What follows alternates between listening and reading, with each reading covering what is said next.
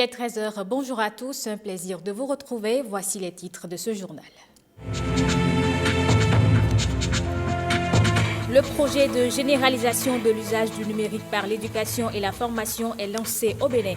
La ministre de la Communication Aurélie Adamsole Zoumarou a inauguré à cet effet le premier centre multimédia à Niki. Produire l'info pour les réseaux sociaux avec son smartphone. Les journalistes francophones se prêtent à l'exercice. C'est dans le cadre de cet effort qui se tient à Cotonou.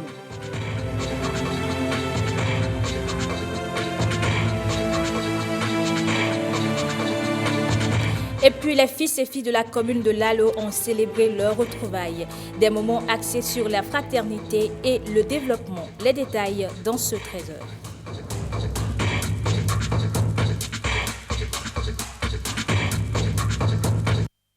Démarrons par la section communale du bloc républicain de Sémépoji qui s'agrandit. 4 chefs d'arrondissement et d'autres leaders politiques y ont adhéré. Et cette adhésion faite, le bloc républicain nourrit déjà des ambitions pour les prochaines échéances électorales. Guillaume Avieno. 4 chefs des 6 arrondissements de la commune de Sémépoji et leurs militants auxquels s'ajoutent les militants du mouvement populaire pour le progrès de l'ex-député Timothée Gbediga rejoignent officiellement le bloc républicain. Qu'est-ce que nous allons laisser à la génération montante si nous ne nous mettons pas ensemble pour le développement de notre localité? Une adhésion record depuis les dernières législatives dans la commune de Sémépoji, conduite de main de maître par le député du bloc républicain de la 19e circonscription électorale, Jonas Benameto. L'homme tente de conquérir la commune de Sémépoji. C'est une grande et immense joie qui nous anime en ce moment de voir notre famille s'agrandir. Vous avez suivi les discours, c'est pour un objectif précis, libérer la commune de Sémépoji. Alors, chers militants et chères militantes du bloc républicain, soyez rassurés que les prochains jours seront encore plus évocateurs car la file d'attente est longue. La finalité, arracher les sièges de conseillers, de maires et de chefs de quartier ou de village de la commune de Sémépoji aux prochaines élections locales et communales de 2020. Le ministère du Travail et de la fonction publique et les acteurs de la société civile se mettent ensemble pour lutter contre la corruption. Dans cette logique, les 2 partenaires se sont retrouvés en atelier. Ils ont fait le point de la mise en œuvre des recommandations du rapport d'évaluation du système national intégré et les réformes au sein de ce ministère pour lutter contre le fléau. Jean-Claude James, Brice Chibozo. 4 communications sont au menu de cette rencontre d'échange. Face aux présentateurs de cette première communication, les acteurs de la société civile et les cadres du ministère du Travail et de la fonction publique, tous engagés dans la lutte contre la corruption. L'objectif visé par cet atelier est d'échanger avec vous sur les réformes initiées au ministère du Travail et de la fonction publique en vue de susciter vos commentaires et recommandations pour l'amélioration de leur efficacité afin de mieux servir les usagers clients et éradiquer de façon progressive et surtout durable les pratiques de corruption au niveau de ces départements ministériels très sensibles. La société civile, nous ne vous considérons pas comme les adversaires du gouvernement, mais plutôt les partenaires. Parce qu'au finish, c'est le gouvernement qui va se réjouir d'obtenir des résultats élogieux.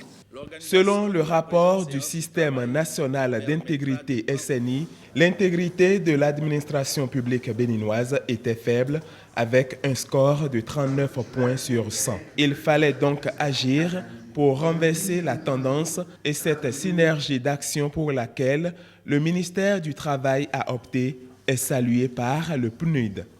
Le programme des Nations Unies pour le développement a été l'une des organisations pionnières qui, au début des années 90, ont élaboré des programmes pour s'attaquer à la lutte contre la corruption face à ses effets néfastes sur l'économie et les secteurs sociaux. Aucun effort ne saurait être de trop et la présente activité me semble non seulement pertinente, mais aussi opportune pour le recensement des initiatives entreprises en vue de contrer le mal et d'en identifier celles qui ont connu plus de succès par rapport à d'autres selon le contexte de mise en œuvre. Cet atelier intervient environ un mois après le lancement du programme d'appui à la lutte contre l'impunité et au renforcement de l'état de droit PALIRED, soutenu par l'Union européenne, le Royaume des Pays-Bas et la coopération suisse.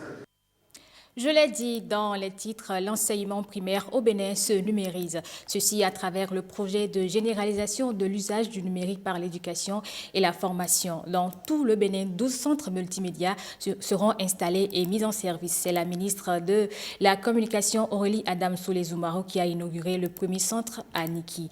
Kadnel Kakpo et Sani Moumouni Seydou. Le numérique a fait son entrée dans les écoles primaires publiques. 12 centres multimédia pilotes ouvrent leurs portes à travers le pays. Le modèle est le même partout. Un bâtiment comme celui-ci qui abrite 40 ordinateurs apprenants et un ordinateur enseignant, un tableau interactif avec projecteur, un routeur et une mini-centrale photovoltaïque dimensionnée pour alimenter les installations. Plusieurs écoles sont concernées. Tous nos 12 départements ont bien évidemment été servis.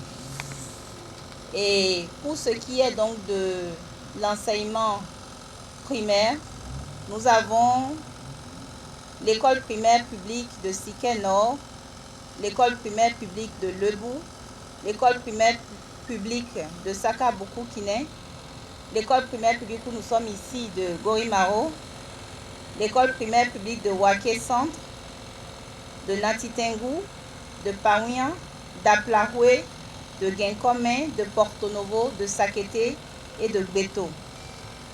Et je voudrais également exhorter les autorités à divers niveaux à œuvrer pour assurer la sécurité de ces équipements, la pérennité de ces équipements, afin de permettre au plus grand nombre d'apprenants de pouvoir en bénéficier. Des écoliers face aux tablettes, cela pourrait paraître amusant pour beaucoup. L'idée est plutôt de renforcer le mode d'enseignement. La présente cérémonie de remise de matériel et équipements informatiques permettra aux apprenants de s'approprier l'outil informatique dès le niveau du primaire, ce qui contribuera à l'amélioration de leurs capacités intellectuelles, techniques et du taux de réussite. Le contenu des cours dispensés s'inspire de ce qui s'enseigne déjà à travers les manuels. Les démonstrations qui ont été faites déjà, ce sont des démonstrations qui se retrouvent déjà dans les manuels. L'apprentissage des solides. Les solides géométriques, on vient de nous démontrer cela également. Et c'est exactement ce que nous enseignons dans nos manuels que les enfants viennent de mettre en pratique. Le gouvernement ambitionne de généraliser l'usage du numérique dans toutes les écoles primaires publiques du Bénin. Il va garder donc un œil sur les centres pilotes. Et le centre multimédia, comme vous l'avez constaté, a bien évidemment été inauguré par la ministre de l'économie numérique. Produire l'info pour les réseaux sociaux avec son smartphone, c'est l'exercice qui a retenu l'attention des journalistes francophones qui participent au CEFOR. Au sortir de cette formation, ils doivent pouvoir faire de la télévision avec leur smartphone. Nicanor Kovi a suivi la journée avec les stagiaires. Dans la famille des outils de la révolution numérique, on demande l'enfant chéri, le smartphone. Pour ce moniteur, il s'agit de faire de cet accessoire familier, voire intime, un outil de travail pour les journalistes inscrits dans son cours.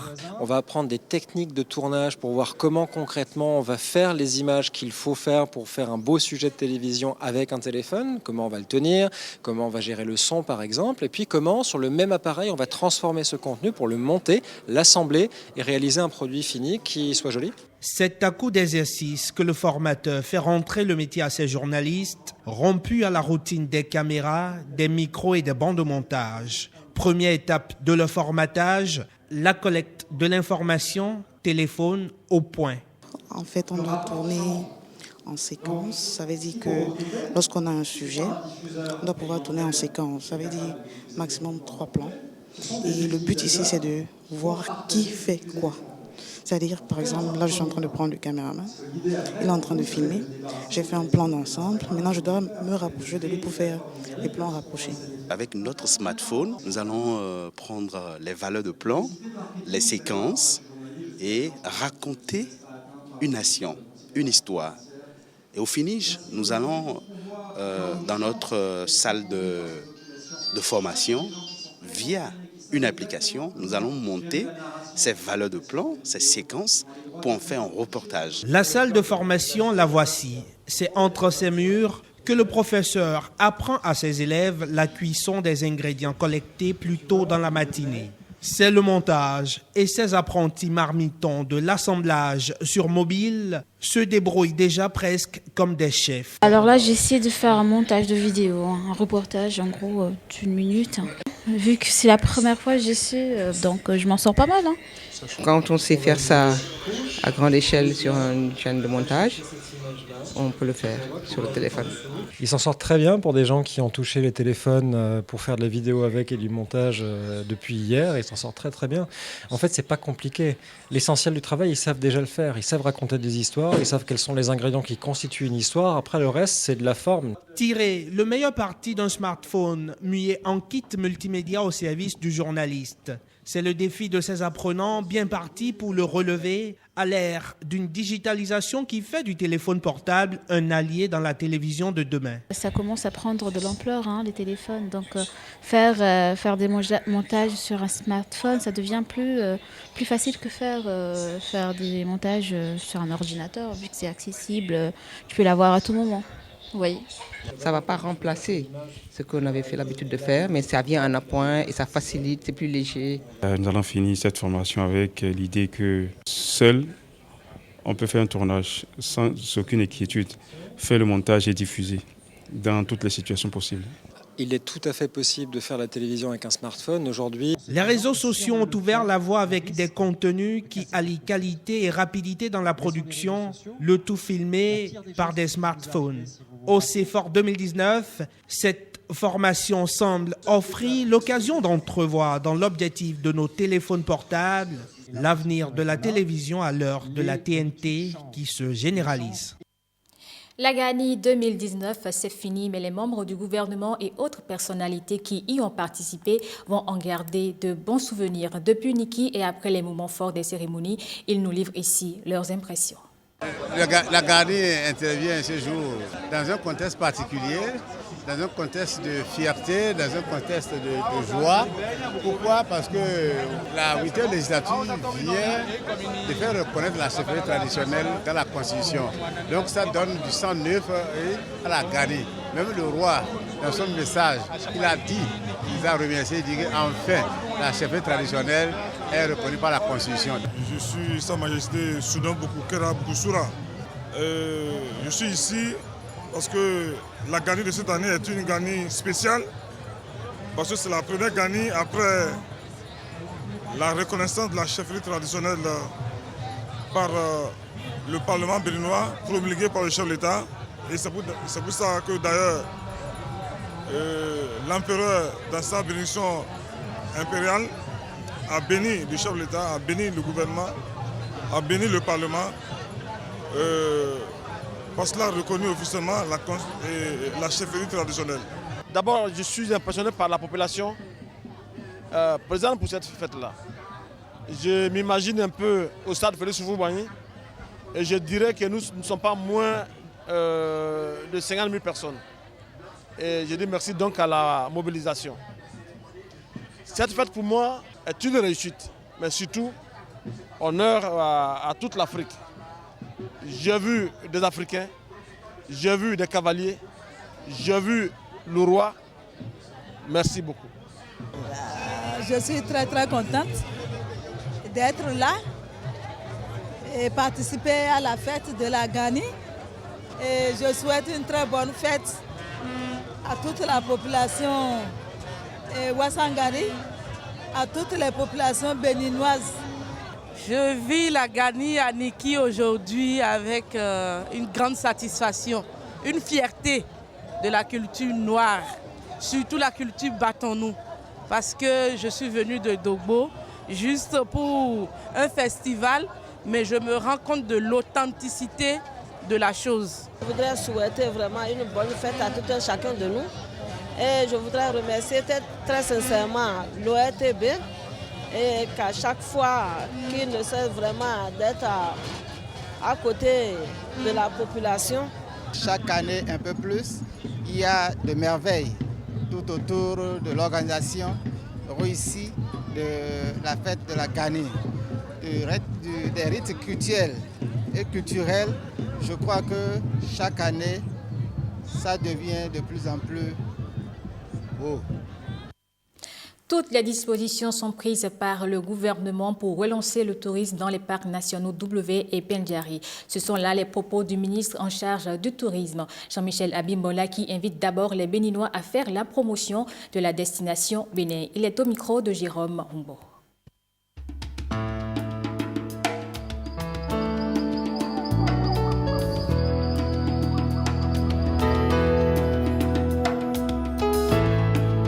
Si vous n'avez pas encore visité la Pendjari, en tant que Béninois, je voudrais vraiment vous y inviter. C'est chaque Béninois qui pourrait parler de la Pendjari, surtout au moment où vous voyez le monde extérieur se pose des questions sur la Pendjari. Le gouvernement a pris toutes les dispositions, les mesures sécuritaires. L'ONG qui gère le parc est une ONG connue mondialement pour son professionnalisme en la matière. Ce serait réellement dommage pour un Béninois de découvrir aujourd'hui que nous avons cet environnement et ce parc exceptionnel de biosphère et de ne pas en profiter. C'est vrai qu'il y a des contraintes. Les contraintes, c'est la distance, les contraintes, c'est le coût. Mais je voudrais inviter ici les universités, je voudrais inviter les écoles, les établissements scolaires à récompenser les élèves de cette façon-là, leur permettre d'aller découvrir le parc. Je voudrais inviter les entreprises en prime de fin d'année, plutôt que tel ou tel bon d'achat dans un magasin, de permettre à leurs employés de gagner un séjour à la Pendjari d'une journée, de 48 heures, d'une semaine. Et je pense que de cette façon-là, progressivement, nous allons y arriver. Nous pouvons organiser, comme ça se fait ailleurs, des comités d'entreprise pour que chaque employé, chaque fonctionnaire puisse, dans une année, avoir la chance d'aller passer quelques heures, quelques jours dans la Pendjari. C'est seulement comme ça, quand nous-mêmes Béninois, nous allons consommer nos attractions touristiques exceptionnelles, c'est comme ça que nous serons chacun de nous ambassadeurs de la destination Bénin. C'est comme ça que nous allons, grâce au gouvernement, grâce au ministre de l'Énergie qui va nous alimenter en énergie là-bas, grâce au ministre de la Justice qui va effectivement sécuriser l'environnement, grâce à la douane, grâce aux uns et aux autres. C'est comme ça que nous allons développer notre pays, le Bénin. Une fois encore, j'exhorte les uns et les autres à profiter des sites touristiques du Bénin. Le gouvernement y travaille pour élargir, enrichir l'offre touristique. Et je peux vous assurer que depuis à peu près 2 mois que je suis là, j'y travaille de jour comme de nuit. Et vous pouvez compter sur moi et sur toute l'équipe, bien évidemment l'équipe gouvernementale, pour insuffler un nouveau dynamisme, une nouvelle énergie au tourisme et à la culture au Bénin. La deuxième édition de African Women in Dialogue se focalise sur la voix et le pouvoir des femmes comme acteurs du changement. À Johannesburg, ce thème a fait l'objet de débats entre les femmes qui, quelles que soient leurs conditions, ont pris conscience du pouvoir qu'elles détiennent. Les précisions avec Awa Sherif et Bénédicte Possou. À cette plateforme African Women in Dialogue à Fluide, les langues se délient. Les femmes prennent conscience du potentiel qui est le leur et décident d'agir. Toutes les femmes ont les mêmes problèmes. Je pense qu'avec tout ce qui se fait, nous sommes quand même en train de prendre conscience et ça va quelque chose de beau sortira. Merci. Cette conférence, cette rencontre, comme je peux le dire, est vraiment venue à son heure parce que ça a pu donner l'occasion aux femmes de s'exprimer dans le plaisir, dans des situations très difficiles. Et entre femmes, on s'est vraiment parlé. Surtout, j'ai aimé les groupes, les séances de groupe qu'on a fait. 2 jours de séances de dialogue pour comprendre combien toutes les femmes des 54 pays d'Afrique peuvent impacter leur cadre de vie. La femme, c'est la famille. Et la femme aussi, c'est la société. Donc, il faut que certaines femmes, surtout nos femmes qui sont dans le milieu rural, il faut que nos sœurs connaissent leurs droits. Il faut que nos sœurs aient des informations. Il faut que nos sœurs aillent à l'école. Parce que l'alphabétisation, ce n'est pas trop tard pour faire l'alphabétisation. Et sans l'alphabétisation, on ne peut rien faire. On a parlé du maintien des filles à l'école, de la scolarisation. Mais pour moi, la scolarisation ne suffit pas. Il faut les maintenir à l'école.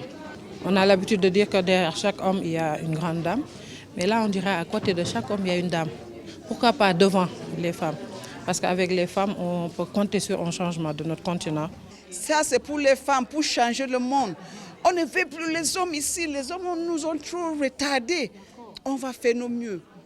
Rien ne peut pas être fait pour nous sans nous. Bon, il faut être les femmes, il faut se lever. Elles sont toutes présentes, prêtes à surpasser même leur handicap pour certaines. C'est beau de voir les femmes vulnérables et dans ma situation, on a tendance à penser que la vulnérabilité se limite au handicap. Et puis il y avait des femmes là qui venaient chacune avec son histoire. Et on se rend compte que c'est pas facile et que chacun a ses blessures et que la vulnérabilité quelque part fait notre force. Dans la vulnérabilité, il y a une force. Et je crois que on a des limites, on doit se lever et on doit essayer. De toute façon, la meilleure façon d'échouer, c'est de ne pas essayer. Alors, essayons et si on échoue, c'est pas grave.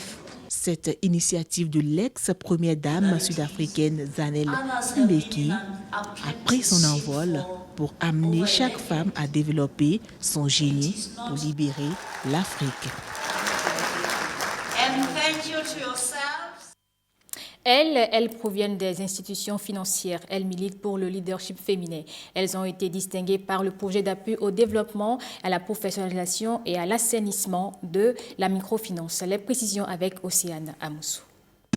Œuvrer pour le leadership féminin et l'inclusion financière, c'est ce défi que tente de relever l'ONG Développement International des Jardins à travers le projet d'appui au développement, à la professionnalisation et à l'assainissement de la microfinance. Avec l'appui financier de l'Institution Affaires mondiales Canada, elles sont au total 8 femmes provenant des systèmes financiers décentralisés à avoir reçu ces trophées, signes de distinction et de mérite. Ce jour, Adapami voudrait valoriser et distinguer les femmes exceptionnelles des SFD qui se sont faites remarquer dans leur domaine de compétences respectifs.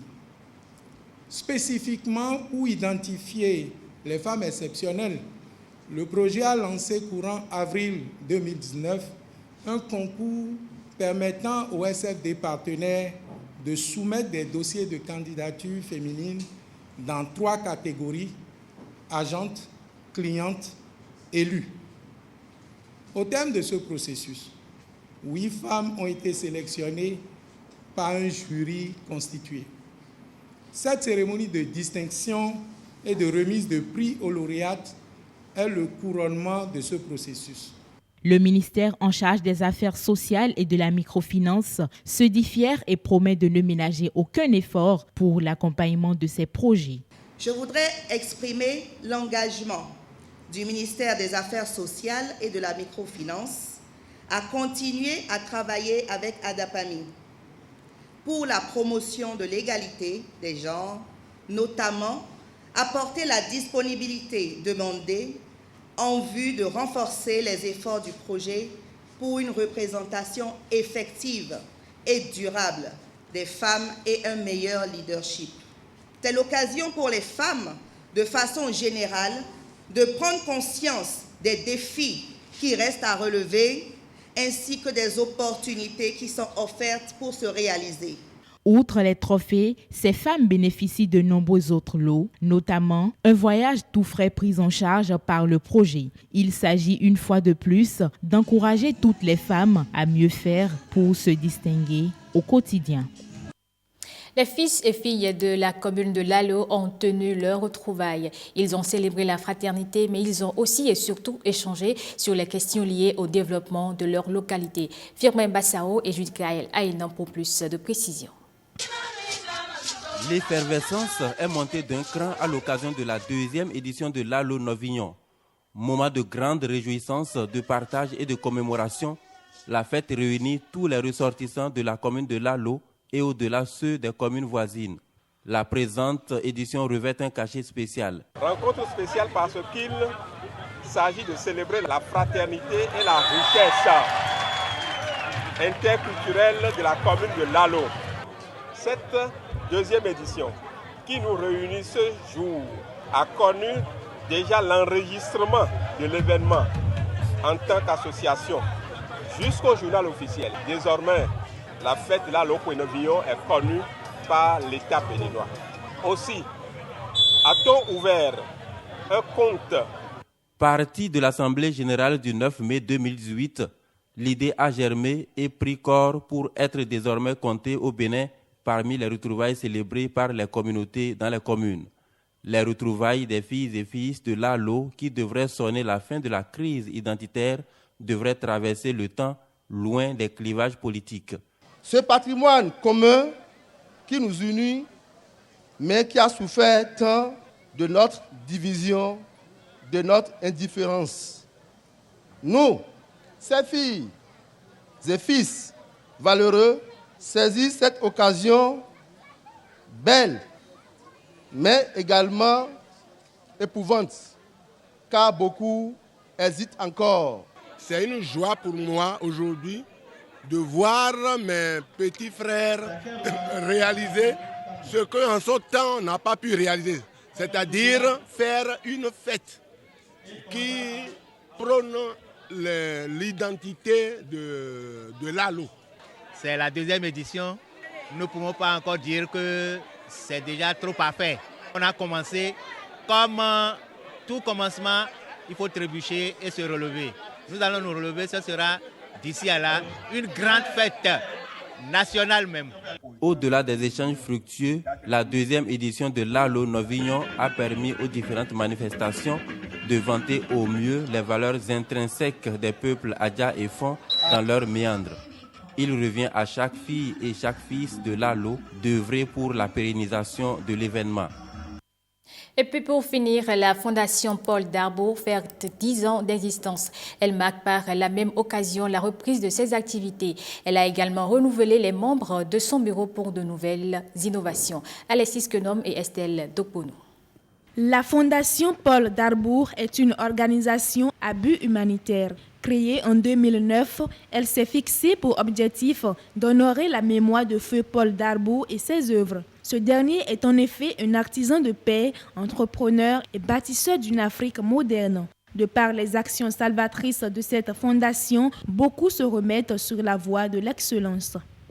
Je suis particulièrement heureuse, je dirais très heureuse, pour l'occasion qui m'est offerte aujourd'hui pour témoigner ma gratitude et remercier sincèrement au nom de tous les enfants parrainés la Fondation Paul Darboux pour ses actions humanitaires à l'endroit des couches sociales les plus démunies. J'aimerais alors formuler une doléance selon laquelle nous, enfants des couches vulnérables en général, de continuer inlassablement vos actions salvatrices qui font de nous des enfants éduqués et instruits. Autrefois dirigé par la famille du disparu, le président Alexis Darboux souhaite désormais étendre le comité de direction au plan national, voire international. Le besoin humanitaire est une obligation, on doit le faire.